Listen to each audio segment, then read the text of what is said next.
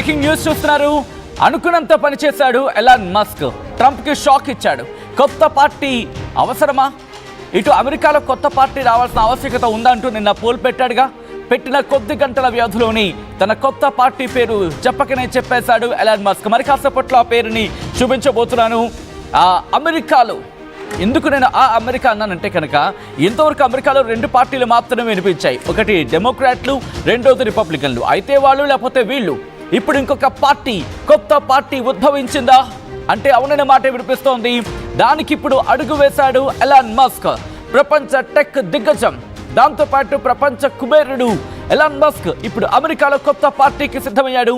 కొద్దిసేపటి క్రితం, ఇన్ఫాక్ట్ కొద్ది గంటల క్రితం ఎలాన్ మస్క్ పెట్టిన పోస్ట్ ఇది.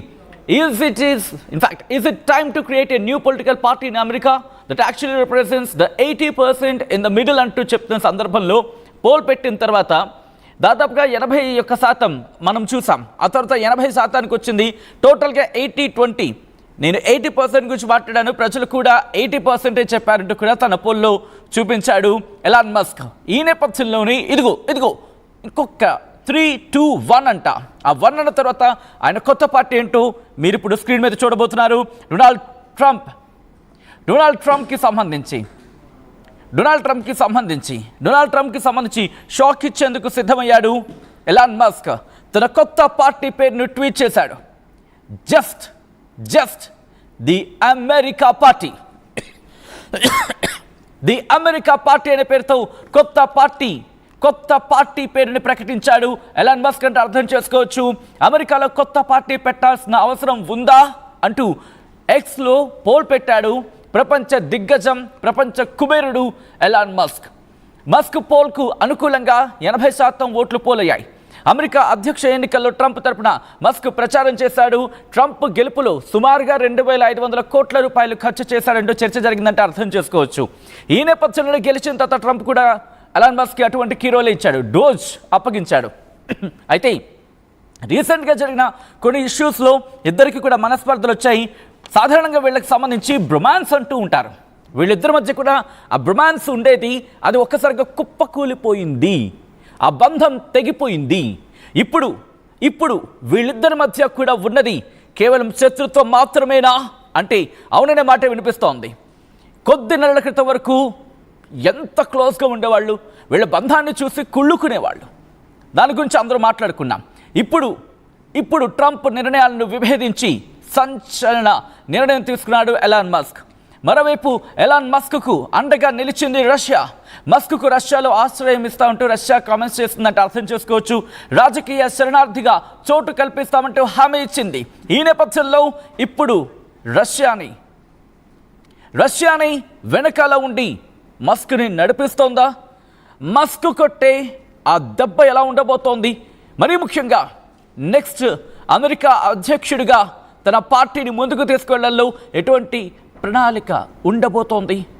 ఒకసారి ఎలాన్ మస్క్ చేసిన ఆ ట్వీట్ చూద్దాం తన పార్టీకి సంబంధించి. ఇదిగో అదే ది అమెరికా పార్టీ.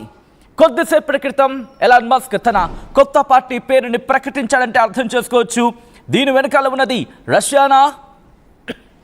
సాధారణంగా చూస్తూ ఉంటాం, రాజకీయాల్లో శాశ్వత శత్రువు ఉండడు, శాశ్వత మిత్రుడు ఉండడు అని చెప్పి.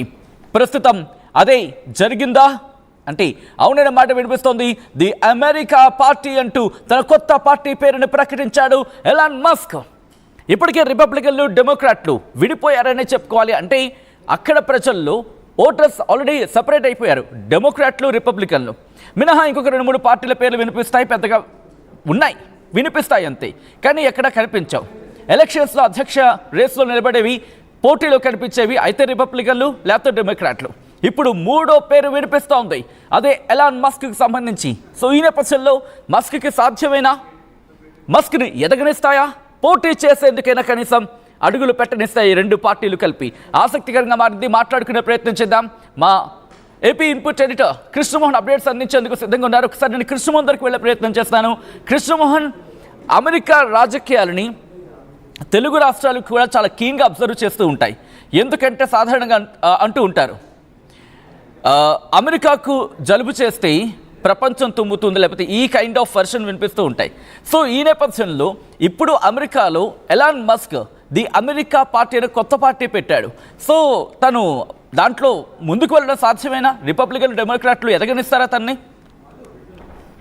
సచిన్, బేసిక్ గా నిన్న రాత్రి నుంచి జరుగుతున్న అమెరికాలో పరిణామాలు, రాజకీయ పరిణామాలు చూస్తే ఇంత స్పీడ్ గా కూడా రాజకీయ మన ఆంధ్రాలో తెలుగు రాష్ట్రాల్లో కావచ్చు, లేకపోతే ఇతర స్టేట్లలో జరుగుతున్న దానికంటే కూడా చాలా వేగంగా అమెరికాలో రాజకీయ పరిణామాలు చోటు చేసుకున్న పరిస్థితి మనం చూసాం. ముందు రోజు ఎలాన్ మస్క్ ఒక తన ట్వీట్ లో అమెరికాలో ఒక కొత్త పార్టీ అవసరమా అని పెట్టిన నేపథ్యంలో 80% ఆఫ్ పబ్లిక్ అవసరం అన్నారు.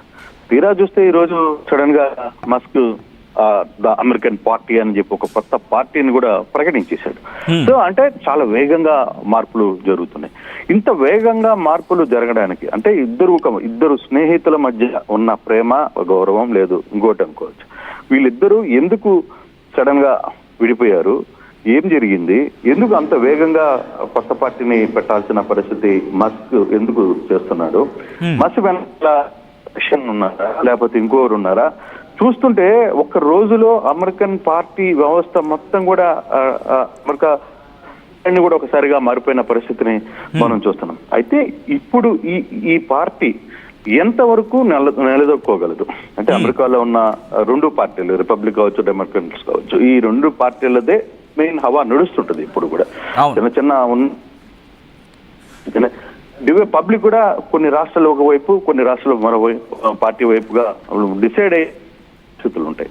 కానీ ఇప్పుడు వస్తున్న ది అమెరికన్ పార్టీ ఏ విధంగా వీటిని ప్రభావితం చేయగలదు? నిజంగానే మస్క్ అంత స్టమినా ఉందా? నిజంగానే ఆ అమెరికా ప్రజలను మస్క్ ని ఎంకరేజ్ చేయగలుగుతారా? మస్క్ కావాలని కోరుకుంటున్నారా? అతను తన ప్రారంభించాడు తన పార్టీని. ఇది ప్రారంభంలోనే ఉందా? ఇది నిజంగానే బాలారిష్టాలు ఏమైనా ఎదుర్కోవాల్సి వస్తుందా? లేదు సక్సెస్ఫుల్ గా అతను పార్టీని లాంచ్ చేసి నెక్స్ట్ ఎన్నికలకి తాను సాయం సిద్ధం కాగలడా? ఈ లోపల మస్క్ ఎదుర్కోవాల్సిన సమస్యలు ఉన్నాయి, చాలా ఉన్నాయి.